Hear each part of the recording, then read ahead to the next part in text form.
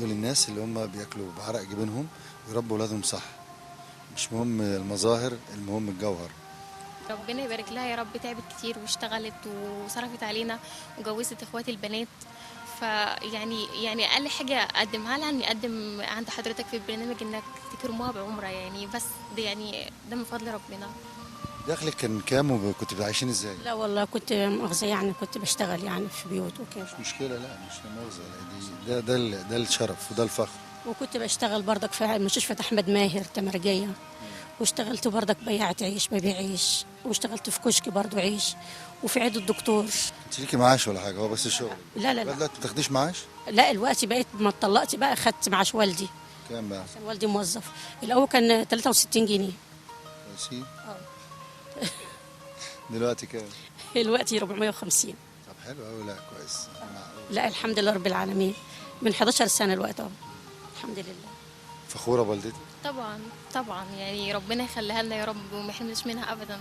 يعني تعبت عشاننا كتير قوي، يعني تعبت كتير واشتغلت وكافحت عشاننا كتير قوي، تستاهل كل خير في الدنيا.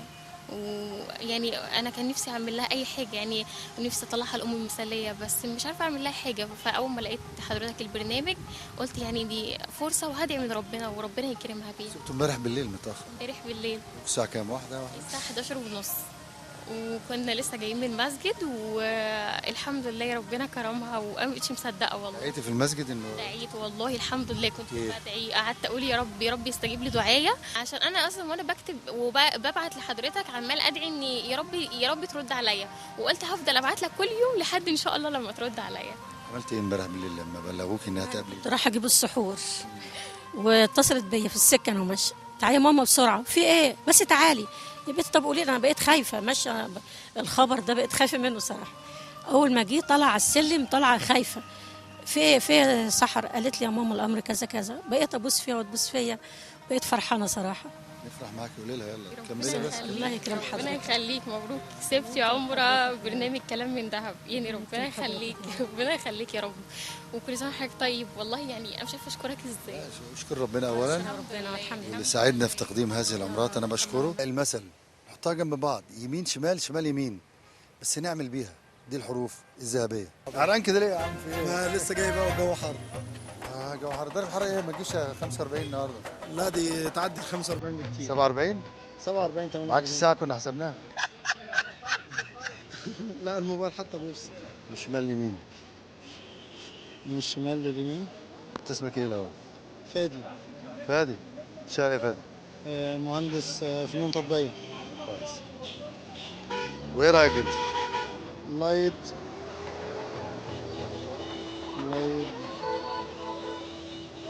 فركانسي. يلا قبل ما الشارع يقلب علينا محدش ياخد باله. هو الشارع كله اتلم حوالينا. لا لسه هو ورا الكاميرا. زمان زمان زمالوس سلدة. زملكاوي. زملكاوي. لا انت زملكاوي؟ انا زملكاوي. اه مكتوب زملكاوي، انت زملكاوي. لا مش عارف اقرا. انت مهندس فنون تطبيقيه. بس هي دي مش فنون تطبيقية خالص يعني. ايه لايد لايدر لايد. صعب قوي. انت رايح فين؟ حفله ولا ايه؟ بتشتغل هنا يعني؟ بتشتغل ايه؟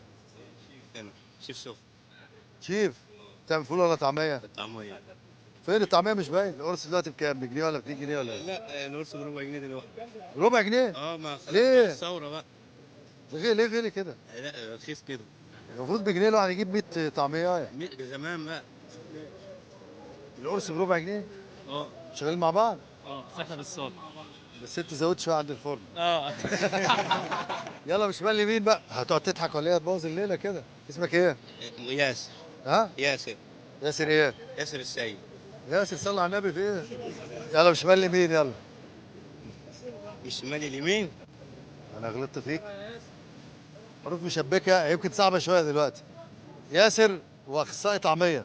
احسن حاجه عشان الواحد يقلي الطعميه يعمل ايه يا ياسر بقى؟ يقف قدام النار. بس كده؟ احنا ممكن نقف قدام النار من غير طعميه. لا ما ينفعش. قلت تايه انت؟ ماشي يا عم ياسر. يلا مين اسمك يا حمدي؟ اسلام. اسلام يلا. الشمال اليمين. الشمال اليمين. نيازي كرعي النازي. انت عامل ايه؟ الحمد لله. انت منين؟ فلسطين. شكلك مش مصري. قاعد هنا بالك قد ايه؟ انا طالب هنا ماجستير في القانون. طب يلا اقرا من شمال ليمين كده هرجع لكم تاني. المنطقة دي كانت هادية يا جماعة، ايه اللي حصل؟ الادراك مش شمال يمين، دي ما تتقراش دي. ده كلمة عربية. ليدرك ها؟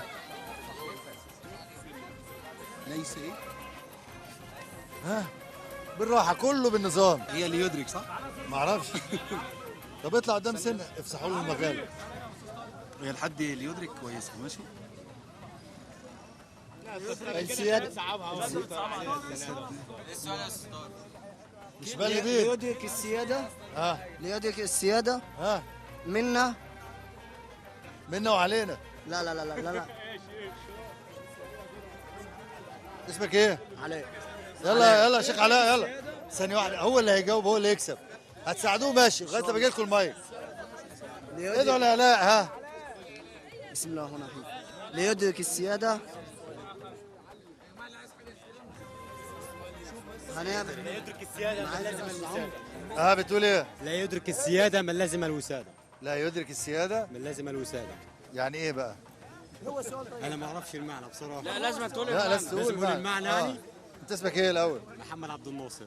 محمد عبد الناصر. الجملة بتقول ايه؟ اقرا كده. لا يدرك السيادة من لازم الوسادة. معلش علاء راحت لغيرك معلش. لا يدرك السيادة من لازم الوسادة، يعني لازم نشتغل. محدش ينام على المخدة، اللي عاوز يشتغل وعاوز يعمل كل حاجة كويسة يشتغل. محمد قول لي جملة مرة تانية. لا يدرك السيادة من لازم الوسادة. لا يدرك السيادة من لازم الوسادة، وفعلا محمد اللي بيكسب. بنقول لك مبروك عليك الحرف الذهبي.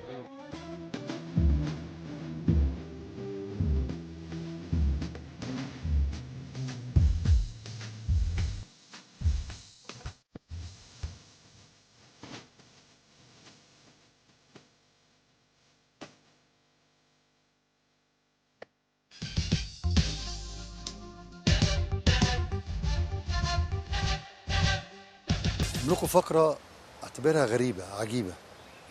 عبد السلام جالنا من الإسماعيلية وعنده مشكلة مع أبوه. أبوه كان بياخده كان عنده 16 سنة 15 سنة يجرب فيه الأدوية. دكاترة يديله حقن، يعملوا تحليل، يشوف الدواء ده كويس ولا لا. يا رب إن دي تبقى حالة فردية وإن دي ظاهرة مش موجودة في مصر. واتمنى لو في رد من ابوه يقول لنا لا. شوف عبد السلام وكمل معاكم. عبد السلام كنت بقول للمشاهدين حكايه على العجب، يعني انت والدك كان بيعمل ايه معاك؟ والدي حضرتك كان بيجربوا عليا تجارب، كان واخدني عند ناس بيدوني براشيم ويجربوا عليا تجارب كأني فار بالظبط. بيدوني برشام وياخدوا مني دم. اشتغلت معاه. الشام ده ايه، دواء تحت التجربه مثلا ولا ايه؟ دواء تحت التجربة انا قلت كده، يعني بيديك دواء، الدواء ده هينزل جديد في السوق مثلا. فيديك الدواء ازاي بقى؟ كان بيدوني الدواء وكل ربع ساعة كانوا بياخدوا مني 6 سنتي دم. كل ربع ساعة. ده مثلا تقعد معاهم لمده قد ايه، اسبوع ولا هي مره وخلاص؟ هي كانت 12 ساعة.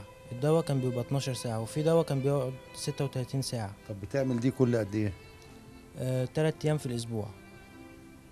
بس انت لو مره مش هتنفع، يعني نفع مع دواء مش هينفع مع الدواء التاني، مش كده؟ مع الدواء عشان بيخلوني مثلا ايه اقل حاجه 6 ساعات عشان الدواء ينفصل عن الدواء اللي بعده. ان الدم يتغير يعني يبقى طبيعي بعدين. الدم يبقى طبيعي. انت واخوك كان بيحصل نفس الموضوع ده معاكم انتوا الاثنين ولا انت بس؟ لا انا بس، عشان اخويا كان سنه صغير فوالدي كان مستني ان هو يطلع البطاقه عشان يشغله معاه.